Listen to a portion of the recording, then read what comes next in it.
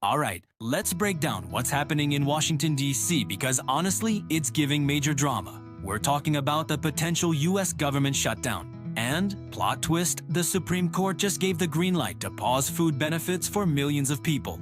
Yeah, you heard that right. This isn't just some boring political headline. This is real life, and it's about to get messy. So, grab your popcorn. Or maybe hold onto it tightly, because we're diving deep into this political chaos. First off, what even is a government shutdown? Imagine your favorite subscription service, but for an entire country. If Congress can't agree on a budget to pay for things, the government basically stops non-essential services. National parks close, some federal workers get sent home without pay, and a whole lot of administrative stuff just stops. It's like the government is ghosting its own people. This happens when the two major political parties, Democrats and Republicans, can't agree on how to spend money. It's a high-stakes staring contest, and right now, they're not blinking. Now let's add the main character of today's story, SNAP. That stands for the Supplemental Nutrition Assistance Program. You probably know it as food stamps. SNAP is a lifeline for over 42 million Americans. That's more than the entire population of Canada. It helps low-income families, seniors, people with disabilities, and even some veterans put food on the table. We're talking about your neighbors, the person bagging your groceries, maybe even a classmate. It's designed to make sure that in the richest country in the world, people don't go hungry. So, where does the Supreme Court fit into this? Well, recently, the court made a ruling that essentially allows states to add new, stricter work requirements for people to receive SNAP benefits. This decision came right as the shutdown threat was looming, creating a perfect storm. The logic behind these new rules, according to supporters, is to encourage people to find work. But critics are pointing out that this is a major read the room fail. Many people on SNAP are already working, sometimes multiple low-wage jobs, or they can't work due to health issues, caregiving responsibilities, or lack of available jobs in their area. This isn't just policy, it's personal. Think about a single mom working part-time while her kid is at school. A new rule might require her to work more hours, but what if she can't find affordable childcare? Or think about someone in a rural town where the main factory just closed down. Where are these extra jobs supposed to come from? Suddenly, the support they rely on to buy groceries could vanish. We're talking about families having to choose between paying rent and buying food. It's a real-life Hunger Games, and not the cool, dystopian fiction kind. The political maneuvering here is next level. Some politicians use the threat of a shutdown and cuts to programs like SNAP as leverage. It's a bargaining chip. They'll say, "We won't approve the budget unless you agree to our terms." And those terms often include spending cuts to social programs.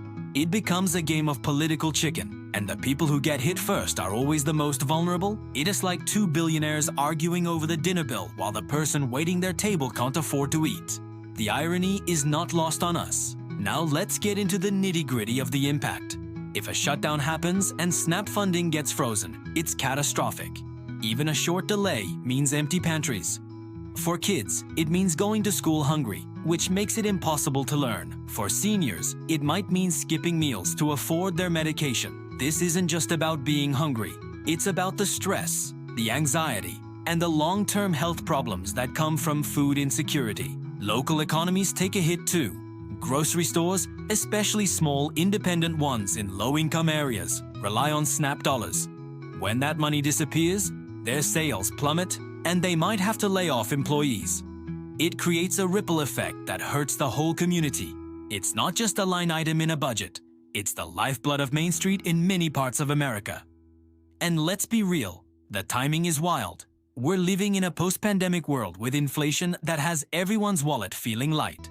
The price of eggs became a meme for a reason. Everything costs more, from gas to groceries.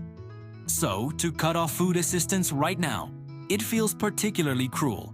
It's giving, let them eat cake. But the cake is also experiencing shrinkflation. So, does this mess impact the rest of the world? Directly, not so much. SNAP is a domestic US program. But indirectly? Oh yeah, a US government shutdown can spook global financial markets. It sends a signal of instability from the world's largest economy.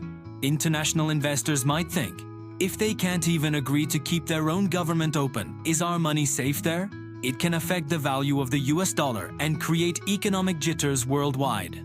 Plus, it damages America's reputation. It's hard to be a global leader when it looks like your house is on fire. It makes the US look unreliable and chaotic on the world stage. It's like showing up to a G7 summit with your tie on backward and spinach in your teeth. Not a good look. What are the possible outcomes here? Scenario 1. The best case scenario. Congress pulls a last-minute miracle. They pass a temporary funding bill, called a continuing resolution, to keep the government open while they negotiate a bigger deal. This is like hitting the snooze button on a crisis. It kicks the can down the road, but for now, everyone gets paid, and SNAP benefits continue. Phew. Scenario 2. The messy middle. A short shutdown happens, maybe for a few days or a week. It causes chaos and anxiety, but services are restored before the deepest impacts are felt. SNAP payments might be delayed, causing a lot of stress, but they eventually go out. It's a wake-up call that shows how fragile the system is, but we narrowly avoid total disaster. Scenario 3, the worst-case scenario. The political standoff drags on. We enter a prolonged shutdown. Federal workers go weeks without pay. SNAP benefits are officially frozen. We see news stories of food banks being overwhelmed and families in crisis. The economic and human cost spirals. This is the timeline we absolutely want to avoid. It's the everything is on fire meme in real life. This whole situation shows a fundamental disagreement in American politics about the role of government. Is it supposed to provide a strong social safety net, or should it be as small as possible and let the free market handle everything? This isn't a new debate, but the stakes feel higher than ever. When you're talking about taking food off someone's plate, it's not a theoretical argument anymore. It's life and death. So what can you do? First, stay informed. Don't just scroll past the headlines. Understand what's at stake. Second, talk about it. These issues can feel distant, but they affect real people. Having conversations helps break the stigma. Third, pay attention to what your elected officials are doing and saying. Your vote is your voice in how this country is run. And finally, if you can, support your local food bank. They are on the front lines of this crisis, and they will be the first ones to step up if government support fails. This is a serious situation, wrapped in political theater, with a side of Gen Z slang because that's how we cope. It's a reminder that the decisions made in those fancy buildings in Washington have real immediate consequences for millions of people just trying to get by. Let's hope our leaders remember that before they decide to play politics with people's dinner. Thanks for watching. If you found this helpful, give it a like and subscribe for more breakdowns of the chaos. Stay safe, stay informed, and be kind to each other. See you next time.